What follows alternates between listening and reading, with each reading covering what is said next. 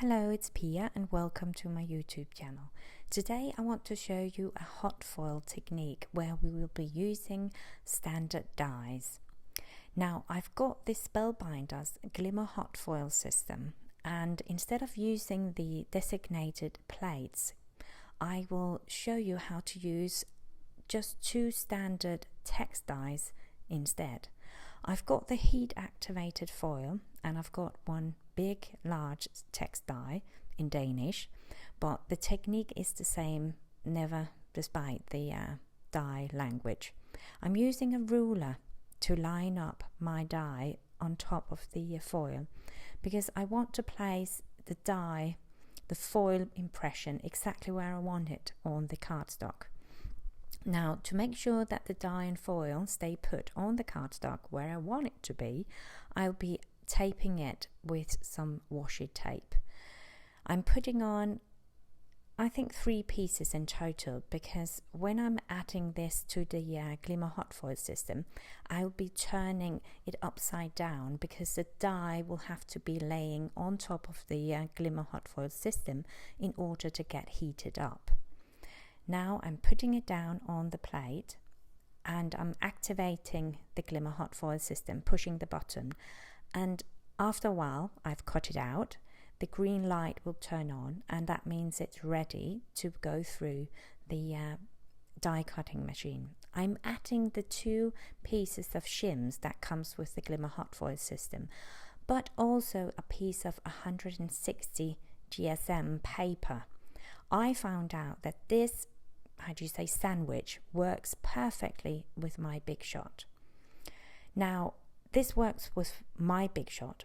It doesn't necessarily work with your die cutting machine. You'll have to try out and test what works best. But this has turned out to give the absolute best results for me. I even tested it with different brands of dies and I still got a really good result. Now I'm letting this go through my Big Shot really slowly so that the heat can be, get an impression through the die nice and slowly. I'm putting it back in the Glimmer Hot Foil system, removing the shims, and now it's the time where we will see how it turned out. I'm using the tweezers that comes with it, and I'm very careful not to touch the die at this moment because it's really hot, so you might get burned if you do. But I can still sort of loosen the washi tape so we can get to see the result, and then let the die go on top of the rubber mat and let it cool off. Now just look at how great a result I got here. This you can do with so many of these thin steel dies. There's no limit to what you can try and test out.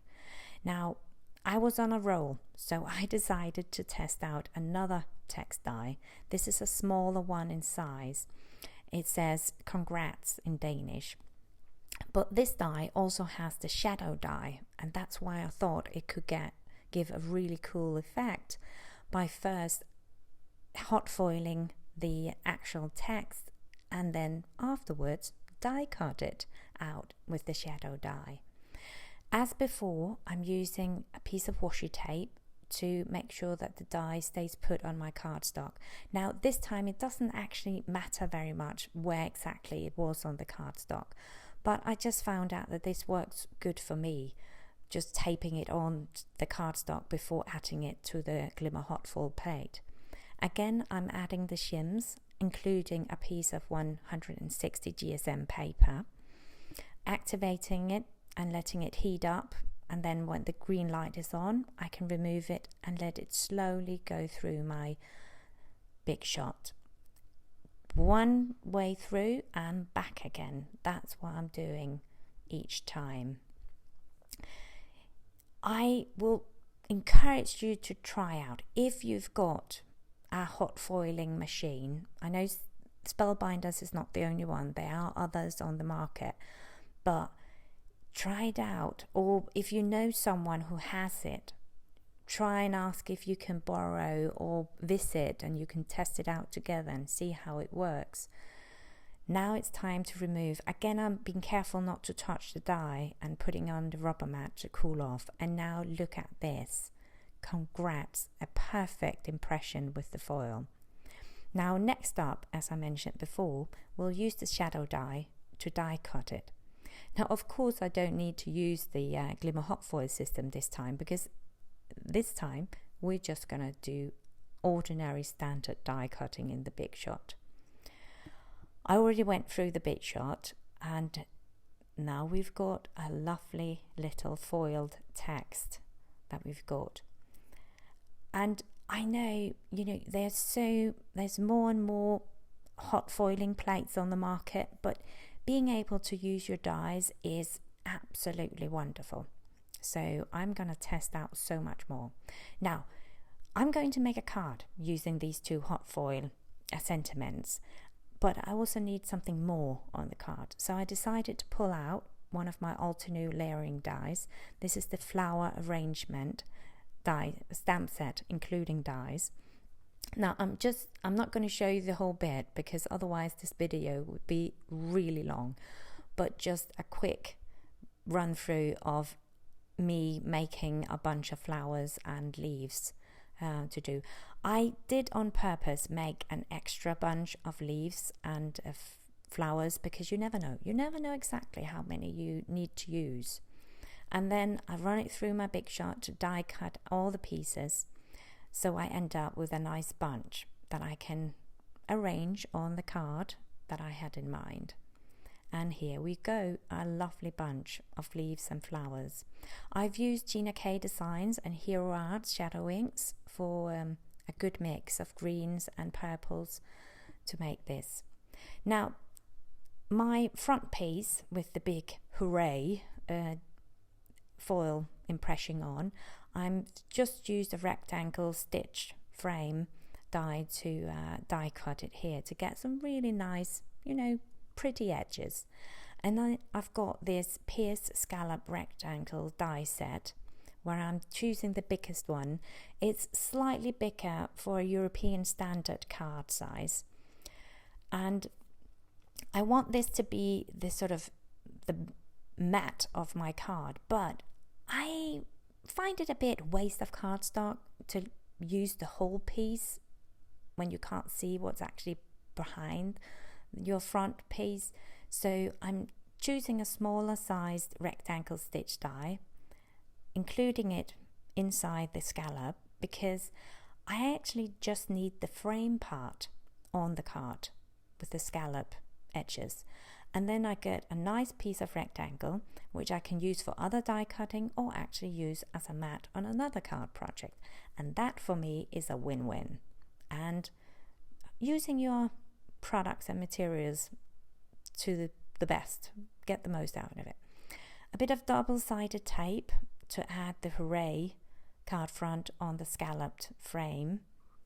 And I'm doing my best to eyeballing it, doing best. And now the fun part. I've got my little congrats text foiled die cut piece, and now I'm arranging my flowers and leaves, just sort of figuring out where I want it, because sometimes your idea that you have in your head doesn't always turn out really good in real life. Do you know that? You have this great idea in your head, but then you actually try and do it, you go like, nah, that won't work. Okay, so when I decided where I want the leaves and the florals, I'll add a little dot of glue under each of them. Now, it only takes a tiny bit of drop of glue to actually have them stay put. Adding too much glue and you've got glue all over the place, and that's just not pretty.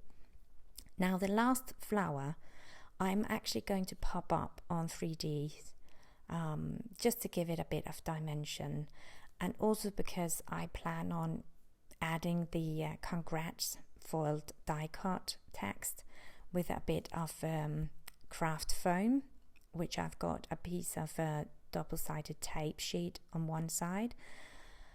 It's some leftover bits. I'm a saver. I'm a keeper. I don't throw little bits and pieces out. I always think, oh, I can use this on another project.